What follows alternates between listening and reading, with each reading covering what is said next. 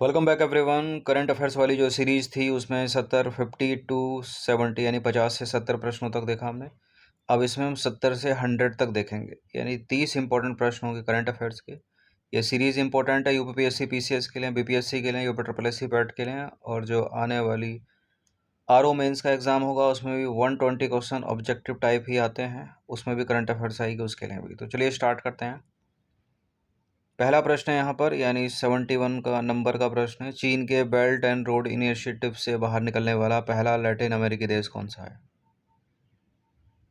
ये जो belt and road initiative है, कभी कभार एग्जाम में ये भी पूछ लेता है किस देश का है ये, तो चाइना का है। और इससे बाहर निकलने वाला पहला लैटिन अमेरिकी देश है पनामा। ऑप्शन नंबर डी है इसका आंसर। देखिए 2025 में पनामा जो है चीन के बेल्ट एंड रोड इनिशिएटिव से बाहर निकलने वाला पहला लैटिन अमेरिकी देश बना। ये शामिल कब हुआ था? 2017 में। पनामा का यह कदम भू राजनीतिक गठबंधनों में बदलाव का संकेत देता है और चीन पर अपनी निर्भरता को कम करने के प्रयास के अनुरूप है। नेक्स्ट है, फरवरी 2025 में यूनानी चिकित्सा पर अंतर्राष्ट्रीय सम्मेलन कहाँ आयोजित किया गया? यूनानी चिकित्सा पर अंतर्राष्ट्रीय सम्मेलन आयोजित किया गया है नई दिल्ली में। बी है इसका आंसर। इस टेस्ट सीरीज की या फुल टेस्ट सीरीज से जुड़ सकते हैं, नंबर इस पर कॉल या व्हाट्सअप करके, पेड टेलीग्राम ग्रुप को ज्वाइन करके। देखिए राष्ट्रपति द्रौपदी मुर्मू ने 11 फरवरी 2025 को नई दिल्ली में 2 दिवसीय यूनानी चिकित्सा पर अंतर्राष्ट्रीय सम्मेलन का उद्घाटन किया। यह जो कार्यक्रम है वो 11 से 12 फरवरी 2025 को यूनानी दिवस के उपलक्ष्य में आयोजित किया गया। जो यूनानी दिवस है वो 11 फरवरी को हकीम अजमल खान, एक स्वतंत्रता सेनानी और यूनानी चिकित्सक के सम्मान में मनाया जाता है। सम्मेलन का आयोजन जो है आयुष मंत्रालय के अंतर्गत केंद्रीय यूनानी चिकित्सा अनुसंधान परिषद द्वारा किया गया। नेक्स्ट है, देश का प्राकृतिक परीक्षण अभियान। देश का प्रकृति परीक्षण अभियान किस मंत्रालय की पहल है? शिक्षा मंत्रालय, विज्ञान और प्रौद्योगिकी मंत्रालय, आयुष मंत्रालय या स्वास्थ्य और परिवार कल्याण मंत्रालय? देश का प्रकृति परीक्षण अभियान आयुष मंत्रालय की पहल है।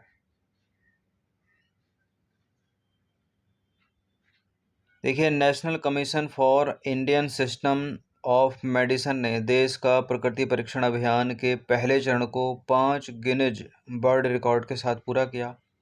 आयुष मंत्रालय के तहत यह पहल आयुर्वेद को हर घर तक पहुंचाने के लिए है, जिससे लोग अपनी अनूठी प्रकृति को समझ सकें, यानी आयुर्वेद शरीर प्रकार, आयुर्वेदिक शरीर प्रकार।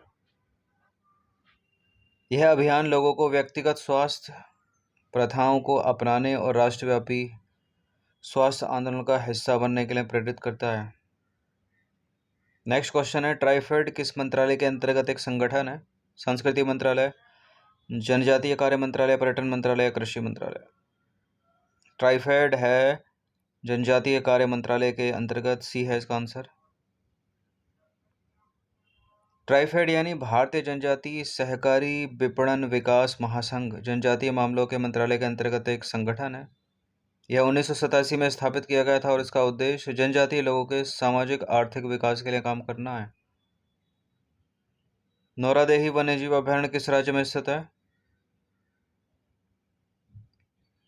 नौरादेही वन्यजीव अभयारण्य है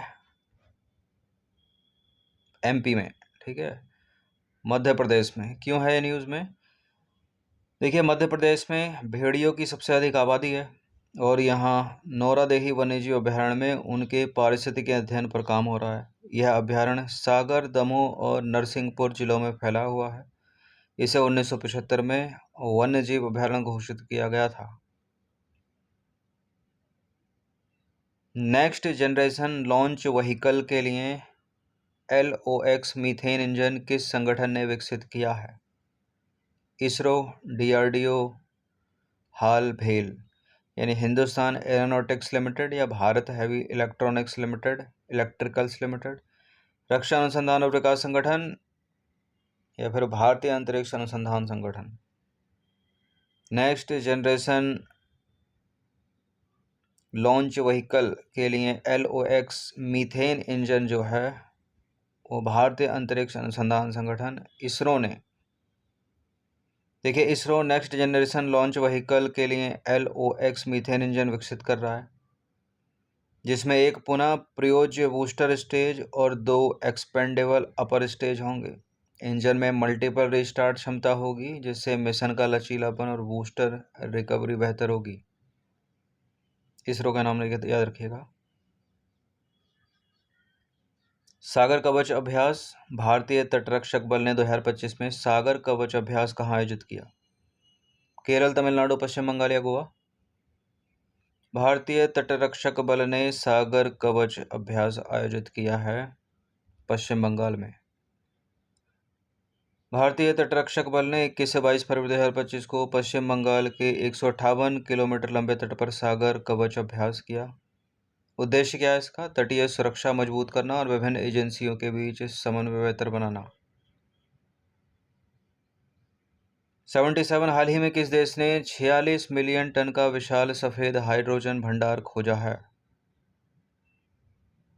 किसने खोजा है? भारत, फ्रांस, जर्मनी या चीन? 46 मिलियन टन का विशाल सफेद हाइड्रोजन भंडार फ्रांस ने।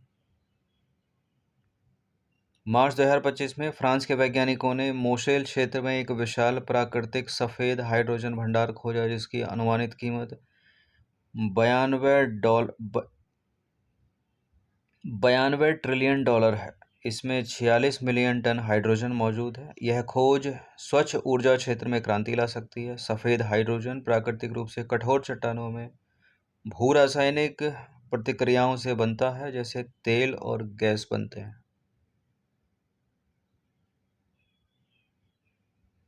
78 है। वर्ल्ड वाटर डे 2025 की थीम क्या है? यानी विश्व जल दिवस 2025 की थीम क्या है? ग्लेशियर संरक्षण, ऑप्शन नंबर ए।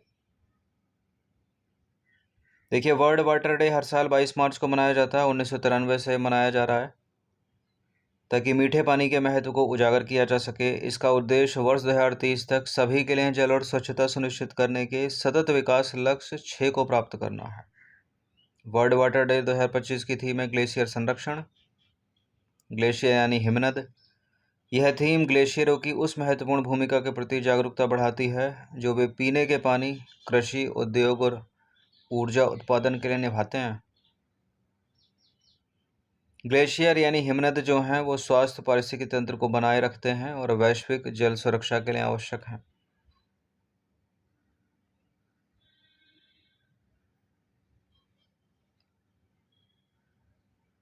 अगला प्रश्न है, रूसी कोंडा बीच ब्लू फ्लैग प्रमाणन प्राप्त करने के चलते समाचारों में रहा, ये किस राज्य में स्थित है?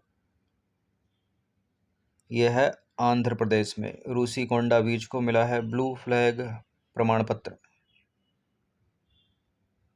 आंध्र प्रदेश के विशाखापत्तनम का रूसी कोंडा बीच जो है वो अस्थायी निलंबन के बाद फिर से ब्लू फ्लैग प्रमाणन प्राप्त कर चुका है। यह प्रमाणन कौन देता है? डेनमार्क स्थित फाउंडेशन फॉर एनवायरमेंटल एजुकेशन द्वारा दिया जाता है ब्लू फ्लैग प्रमाण पत्र। आंध्र प्रदेश में ब्लू फ्लैग प्रमाणन प्राप्त करने वाला यह एकमात्र बीच है रूसी कोंडा। सुनहरी रेत और साफ पानी के लिए प्रसिद्ध यह बीच आराम और तैराकी के लिए लोकप्रिय स्थल है। यह प्रमाणन पर्यावरण सुरक्षा और स्वच्छता के उच्च मानकों को सुनिश्चित करता है। ये जो ब्लू फ्लैग प्रमाणन है, जिससे सतत बीच पर्यटन को बढ़ावा मिलता है। अगला प्रश्न है, 3 गार्जेस अंटार्कटिक आई 3.2 मीटर एपर्चर रेडियो और मिलीमीटर वेव टेलीस्कोप किस देश ने लॉन्च किया है? चीन ने, रूस ने, भारत या संयुक्त राज्य अमेरिका? 3 गार्जेस अंटार्कटिक आई किसने लॉन्च किया है? ये लॉन्च किया चीन ने। देखिए चाइना ने क्या किया है, अंटार्कटिका के झोंगसान स्टेशन पर 3 गार्जेस अंटार्कटिक आई 3.2 मीटर अपर्चर रेडियो और मिलीमीटर वेव टेलीस्कोप लॉन्च किया। इसे हाइड्रोजन और अमोनिया जैसे इंटरस्टेलर गैसों का अध्ययन करने और गहरे अंतरिक्ष में तारों के निर्माण की खोज कैसे होती है उसको जानने के लिए जो है लॉन्च किया गया है?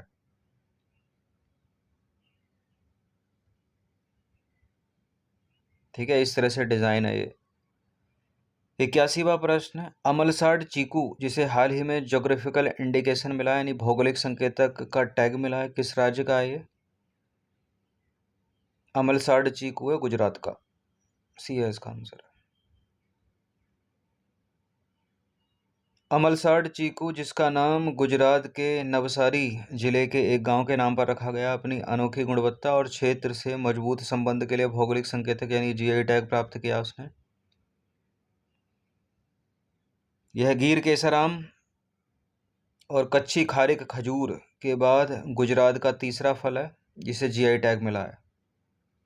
गुजरात भारत के 98% चीकू का निर्यात करता है, जिसमें नवसारी सबसे बड़ा उत्पादक है।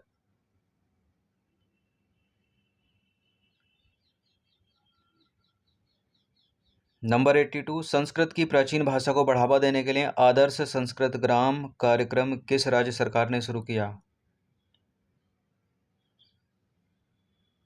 संस्कृत जो है उत्तराखंड की दूसरी आधिकारिक भाषा है, पहली हिंदी है, डी है इसका आंसर। उत्तर प्रदेश की पहली हिंदी, दूसरी उर्दू। देखिए, उत्तराखंड कैबिनेट ने संस्कृत जो कि दूसरी आधिकारिक भाषा है राज्य की, इसको बढ़ावा देने के लिए आदर्श संस्कृत ग्राम कार्यक्रम को मंजूरी दी है। पहले चरण में क्या होगा, उत्तराखंड के 13 जिले हैं, ठीक है, उनमें से प्रत्येक में एक गांव संस्कृत सीखने के लिए चुना जाएगा। चयनित गांव में भोगपुर, मुखेम, कोटगांव, बैजी, डिमार, गोड़ा, उर्ग, पांडेकोटा, सेरी, खर्क, कारकी, नूरपुर, पांडेगांव और नगला तराई शामिल है। ठीक है, और सरकार जो है उद्योगों को शामिल करके और स्थानीय समितियों का गठन करके संस्कृत शिक्षा को रोजगार से जोड़ने की योजना बना रही है। क्या बना पाएगी?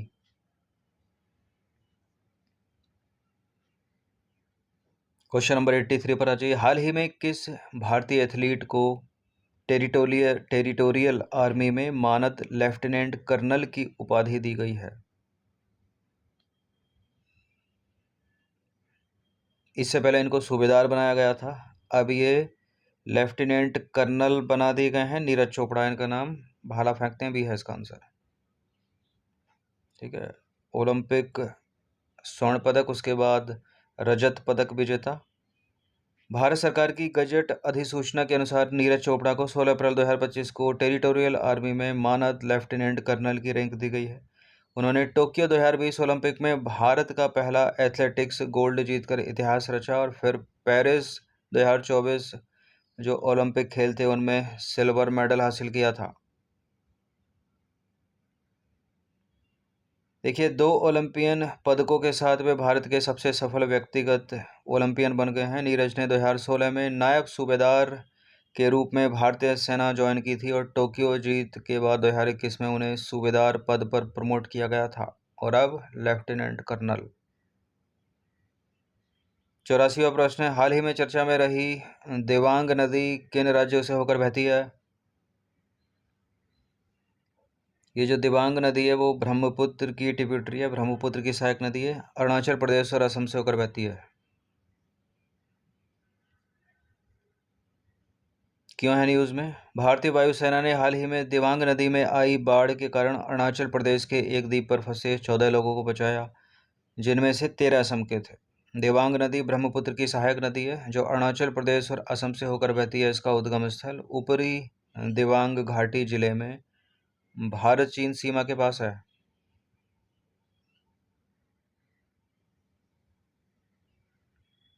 नंबर 85, रूसी एयरबेस पर बड़े ड्रोन हमले में शामिल यूक्रेनी ऑपरेशन का क्या नाम था?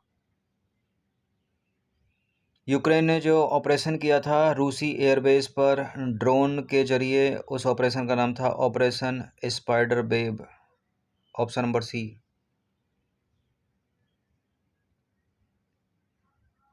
यूक्रेन ने ऑपरेशन स्पाइडर वेब के तहत अब तक का सबसे बड़ा ड्रोन हमला किया। यह हमला यूक्रेन की सुरक्षा सेवा द्वारा किया गया था, जिसमें रूसी एयरबेस पर रणनीतिक बम वर्षक विमानों को ड्रोन से निशाना बनाया गया। इसमें फर्स्ट पर्सन व्यू ड्रोन का इस्तेमाल किया गया। यह ड्रोन युद्ध में यूक्रेन की तकनीकी प्रगति को दर्शाता है। चेक गणराज्य में आयोजित ओस्ट्रावा गोल्डन स्पाइक 2025 मीट में भाला फेंक का खिताब किसने जीता? सबसे तेज भाला फेंका है नीरज चोपड़ा ने। ठीक है, ओस्ट्रावा गोल्डन स्पाइक मीट 2025 में चेक गणराज्य में आयोजित हुई थी। इसके बाद दूसरा स्थान प्राप्त किया डोब स्मिथ ने और तीसरा स्थान पर है एंडरसन पीटर्स। देखिए, हाल ही में भारतीय एथलीट नीरज चोपड़ा ने चेक गणराज्य में आयोजित ओस्ट्रावा गोल्डन स्पाइक मीट 2025 में भाला फेंक का खिताब जीता। 27 वर्षीय नीरज चोपड़ा ने 85.29 मीटर की सर्वश्रेष्ठ दूरी फेंककर स्वर्ण पदक जीता और पहला स्थान प्राप्त किया। यह नीरज की लगातार दूसरी जीत थी। डोब स्मिथ जो दक्षिण अफ्रीका के हैं, उन्होंने कितना फेंका? 84.12 मीटर, दूसरे स्थान पर रहे। एंडरसन पीटरसन जो ग्रेनेडा के हैं, 83.63 मीटर के साथ वो तीसरे स्थान पर रहे।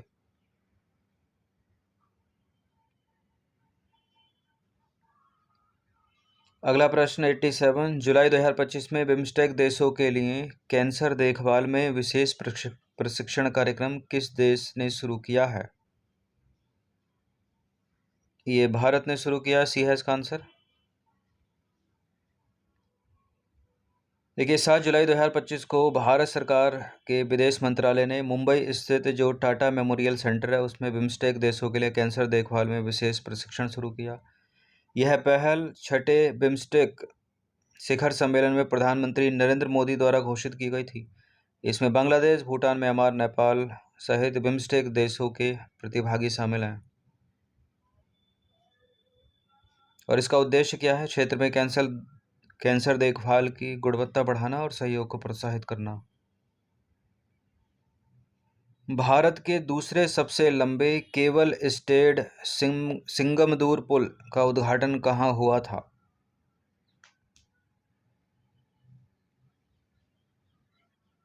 दूसरा है ये केबल ब्रिज, सबसे लंबा, भारत का दूसरा सबसे लंबा केबल स्टेड ब्रिज है सिंगमदूर पुल। उत्तराखंड नहीं है, सिक्किम नहीं है, गुजरात नहीं है, इसका उत्तर है कर्नाटक। बी है इसका आंसर। देखिए, 14 जुलाई 2025 को केंद्रीय सड़क परिवहन और राजमार्ग मंत्री, नाम क्या उनका, नितिन गडकरी ने कर्नाटक के शिवमोगा जिले के सागर तालुक में शरावती बैकवाटर पर बने भारत के दूसरे सबसे लंबे केबल स्टेड सिंगमदुर पुल का उद्घाटन किया। इस पुल की लंबाई कितनी है? 2.44 किलोमीटर, चौड़ाई है 16 मीटर। ठीक है, यह जो पुल है सागर और मरकुटिका को जोड़ता है। इससे सिंगमदूर जाने वाले श्रद्धालुओं को स्थानीय लोगों का सफ़र आसान और कम हो गया है। ठीक है, इससे सिंगमदूर जाने वाले श्रद्धालुओं और स्थानीय लोगों का जो सफ़र है आसान हो गया है और कम समय में पहुंचेंगे। क्वेश्चन नंबर 89 पर आ जाइए। हाल ही में समाचारों में रही हाटी जनजाति मुख्य रूप से किस क्षेत्र में पाई जाती है? हाटी जनजाति में क्या हुआ है, अभी एक चीज़ देखने को मिली है कि दो पुरुष ने एक ही स्त्री से विवाह किया है और ये जनजाति पाई जाती है हिमाचल प्रदेश और उत्तराखंड सीमा पर। जुलाई 2025 में हिमाचल प्रदेश के सिरमौर जिले के सिलाई क्षेत्र के दो हाटी भाइयों द्वारा एक ही महिला से विवाह करने पर, ठीक है, पॉलीएंड्री जो है वो चर्चा में आई। ठीक है, पॉलीएंड्री होती है एक स्त्री और एक से अधिक पति। यह प्रथा किन्नौर और सिरमौर में भूमि बंटवारे को रोकने के लिए अपनाई जाती है, जिसे स्थानीय रूप से जोड़ीदारा कहा जाता है। हाटी जनजाति मुख्यतः गिरी और टोंस नदी घाटियों में हिमाचल उत्तराखंड सीमा पर रहती है। 90वां प्रश्न है, जुलाई 2025 में शुरू हुए national cyber security exercise Bharat NCX 2025 की थीम क्या है? भारतीय साइबर स्पेस की ऑपरेशनल तैयारी को बढ़ाना। ठीक है, ए है इसका आंसर। भारत NCX 2025 का उद्घाटन 21 जुलाई 2025 को उप राष्ट्रीय सुरक्षा सलाहकार TV रविचंद्रन ने राष्ट्रीय रक्षा विश्वविद्यालय में किया। इसके थीम की बात करें तो भारतीय साइबर स्पेस की ऑपरेशन तैयारी को बढ़ाना है। इसमें देश भर के साइबर विशेषज्ञ, रक्षा बल, नीति निर्माता और उद्योग जगत के लोग 2 सप्ताह तक साइबर अभ्यास करते हैं, जिसमें असली साइबर खतरों का अभ्यास होता है।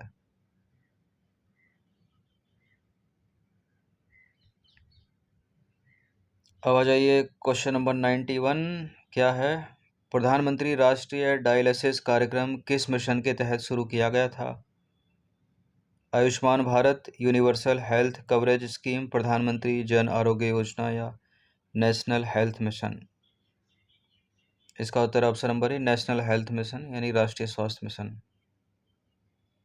देखिए, हाल ही में केंद्र सरकार ने संसद में प्रधानमंत्री राष्ट्रीय डायलिसिस कार्यक्रम की प्रगति बताई। यह 7 अप्रैल 2016 को नेशनल हेल्थ मिशन के तहत शुरू हुआ था ताकि गरीब मरीजों को मुफ्त डायलिसिस सुविधा मिल सके। इसमें हीमोडायलिसिस और पेरिटोनियल डायलिसिस दोनों सेवाएं शामिल हैं। 30 जून 2025 तक यह कार्यक्रम 36 राज्यों और केंद्र शासित प्रदेशों के 751 जिलों में चल रहा है। 92वां प्रश्न है, 14 जुलाई 2025 को उत्तर प्रदेश के किस जिले में 75वें प्रधानमंत्री दिव्यांग केंद्र का उद्घाटन हुआ? बदायूं जिले में।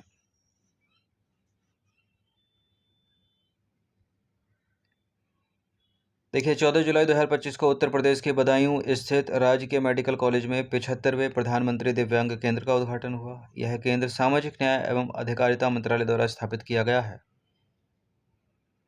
93वां प्रश्न है, निम्नलिखित में से कौन सा तथ्य या कौन सा कथन जो है वो शरावती बैकवाटर पर बने सिंगमदुर पुल के संबंध में सही नहीं है? इससे रिलेटेड प्रश्न ऊपर भी था। यह भारत का सबसे लंबा केबल स्टेड ब्रिज है। देखिए, सबसे लंबा नहीं है, भारत का दूसरा सबसे लंबा है। ठीक है, पहला कोई और है।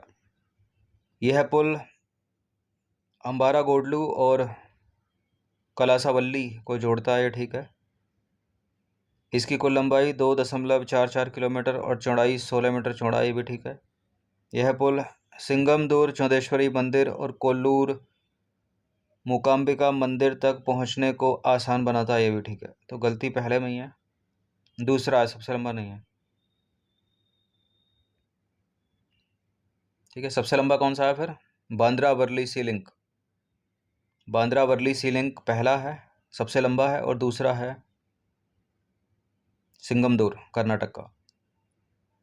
देखिए, 14 जुलाई 2025 को केंद्रीय सड़क परिवहन एवं राजमार्ग मंत्री नितिन गडकरी ने कर्नाटक के शिवमोगा जिले के सागर तालुक में शरावती बैकवाटर पर बने भारत के दूसरे सबसे लंबे केबल स्टेड सिंगमदुर पुल का उद्घाटन किया।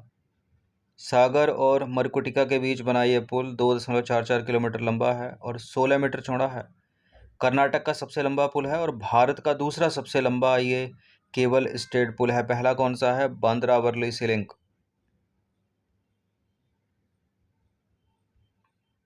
चलिए, 94 नंबर का प्रश्न है, पोलावरम बनका चेरला लिंक परियोजना के कार्यान्वयन से निम्नलिखित में से कौन सी नदियां आपस में जोड़ी जाएंगी?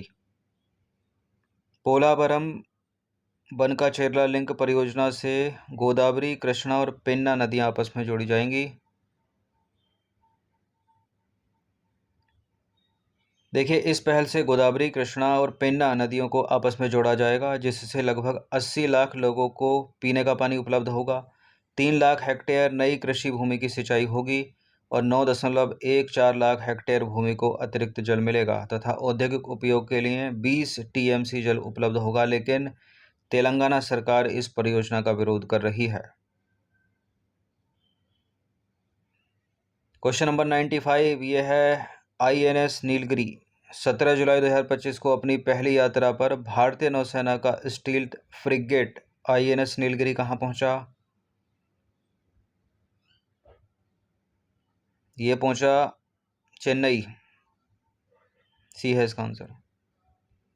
17 जुलाई 2025 को भारतीय नौसेना का नवीनतम स्वदेशी निर्मित स्टील्थ फ्रिगेट INS नीलगिरी अपनी पहली यात्रा पर चेन्नई पहुंचा। प्रोजेक्ट 17A के अंतर्गत स्वदेशी रूप से निर्मित यह युद्धपोत भारत की बढ़ती जहाज निर्माण क्षमताओं और समुद्री शक्ति का प्रतीक है।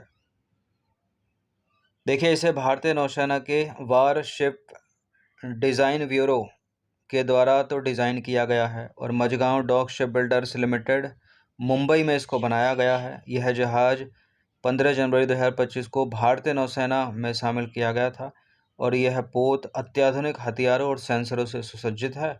इसका ये जो नाम है ना, नीलगिरी, वो नीलगिरी पर्वतमाला के नाम पर रखा गया है। 96 नंबर का प्रश्न है, नीम लेपित यूरिया के फायदे के संदर्भ में कौन सा कथन सही है? पहला फायदा है, नीम लेपित यूरिया नाइट्रेट लिंचिंग को कम करता है। कम करता है, बढ़ाता है? कम ही करता है, ठीक है। नीम लेपित यूरिया किसानों के लिए लागत प्रभावी है। दूसरे यूरिया की तुलना में सस्ता है या महंगा है?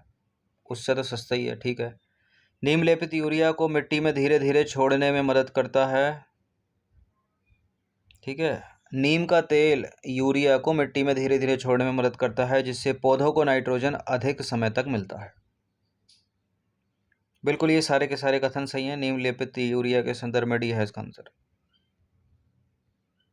देखिए, नीम लेपित यूरिया सामान्य यूरिया का एक प्रकार है जिसे नीम के तेल से लेपित किया जाता है। नीम लेपित यूरिया के फायदे कौन कौन से?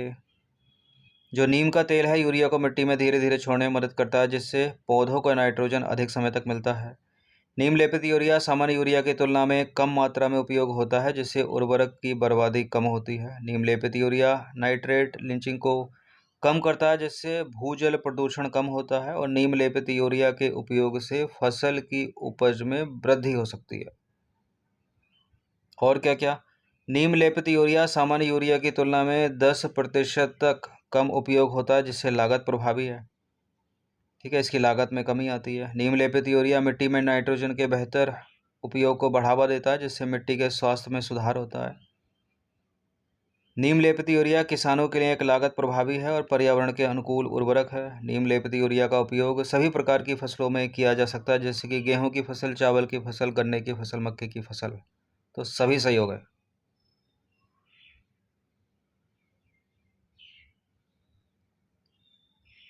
इस टेस्ट सीरीज़ की आप फुल टेस्ट सीरीज से जुड़ सकते हैं। नंबर इस पर कॉल या व्हाट्सअप करके, जिसमें मिलेंगे आपको फुल टेस्ट PDF फॉर्मेट में होगी। टेलीग्राम ग्रुप आपको ज्वाइन करना पड़ेगा।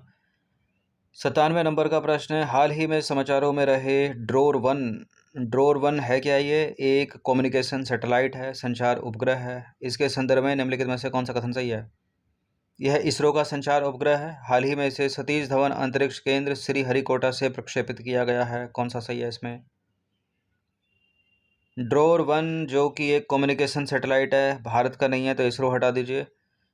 और इसको संयुक्त राज्य अमेरिका के केप कैनेडी जो स्पेस सेंटर है उससे लॉन्च किया गया, ना कि श्रीहरिकोटा से। गलत है दोनों के दोनों, डी है इसका आंसर। देखिए, 13 जुलाई 2025 को इजराइल का है, ये इसरो का नहीं है, इजराइल का अब तक का सबसे उन्नत संचार उपग्रह ड्रोर 1 अमेरिका के केप केनावेरल से सफलतापूर्वक अंतरिक्ष में प्रक्षेपित किया गया, ठीक है। केप केनावेरल स्पेस सेंटर से प्रक्षेपित किया गया है ये। इसे एलन मस्क की कंपनी स्पेस एक्स के फाल्कन 9 जो कि 2 चरणीय रॉकेट है उसके माध्यम से कक्षा में स्थापित किया गया। ड्रोर 1 इजराइल एरोस्पेस इंडस्ट्रीज द्वारा निर्मित और विकसित एक भू स्थिर संचार उपग्रह है, यानी जियो स्टेशनरी कम्युनिकेशन सैटेलाइट है ये। और यह उपग्रह अगले 15 सालों तक इजराइल की संचार जरूरतों को पूरा करेगा। यह उपग्रह अंतरिक्ष में 36,000 किलोमीटर की ऊंचाई पर एक निश्चित बिंदु से प्रसारण करेगा। क्वेश्चन नंबर 99 है, जुलाई 2025 में सियरा लियोन का कौन सा क्षेत्र यूनेस्को विश्व धरोहर स्थल के रूप में सूचीबद्ध किया गया है? सियरा लियोन का गोला तिवाई कॉम्प्लेक्स जो है वो है वर्ल्ड हेरिटेज साइट घोषित किया गया है। इसको यूनेस्को विश्व धरोहर स्थल घोषित किया गया है, गोला तिवाई कॉम्प्लेक्स। जुलाई 2025 में सियरा लियोन का गोला तिवाई कॉम्प्लेक्स, जिसमें गोला रेन फॉरेस्ट नेशनल पार्क और तिवाई द्वीप वन्यजीव अभयारण्य शामिल है, को संयुक्त राष्ट्र शैक्षिक वैज्ञानिक एवं सांस्कृतिक संगठन यानी यूनेस्को के विश्व धरोहर स्थलों की सूची में शामिल किया गया है। यह सिएरा लियोन का पहला यूनेस्को स्थल है। सिएरा लियोन की बात करें तो पश्चिमी अफ्रीका के दक्षिणी पश्चिमी तट पर स्थित एक उष्णकटिबंधीय देश है ये। इसकी सीमा गिनी से लगती है, उत्तर और पूर्व सीमा इसकी गिनी देश से लगती है, दक्षिण सीमा इसकी लाइबेरिया देश से लगती है और पश्चिम सीमा इसकी अटलांटिक महासागर से लगती है।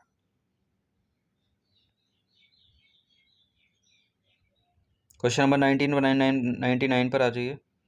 जुलाई 2025 में शुरू की गई गुजरात की जनजातीय जीनोम अनुक्रमण परियोजना के संदर्भ में निम्नलिखित में से कौन सा कथन सही नहीं है?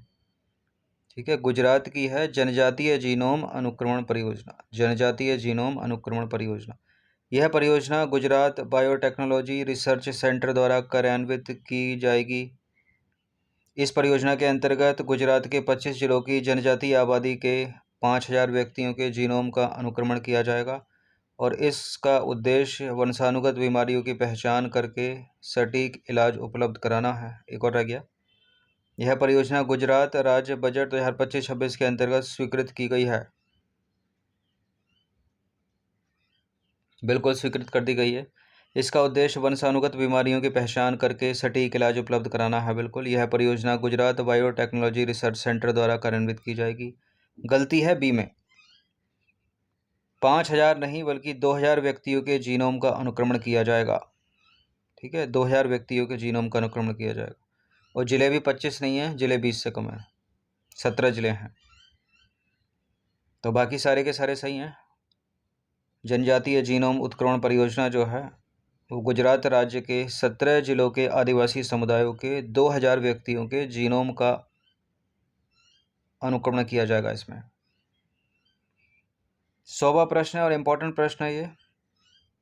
जून 2025 में किस भारतीय को ससाकावा पुरस्कार 2025 प्रदान किया गया?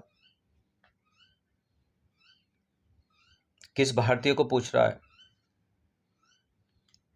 ये दिया गया है डॉक्टर मृत्युंजय महापात्र को। ऑप्शन नंबर ए है इसका आंसर। ठीक है।